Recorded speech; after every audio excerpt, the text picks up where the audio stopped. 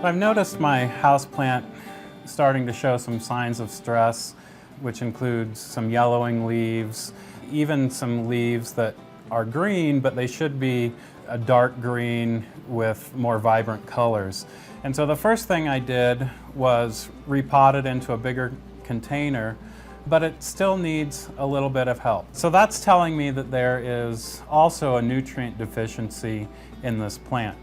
So personally, I prefer to use slow-release fertilizers in my houseplants. These slow-release products will feed the plants for 3 to 4 months at a time, which means we don't have to apply fertilizer very often. We can also use liquid fertilizers that are lower concentrations that we feed our plants with more regularly. You won't notice the plant change in appearance overnight. It'll probably take a week or two. Some of the yellowing or dull green leaves become more of a vibrant dark green in color, and the new growth that comes onto the plant will also be very vibrant and vigorous. If that doesn't solve your problem, you can always ask your plant questions at your local county extension office.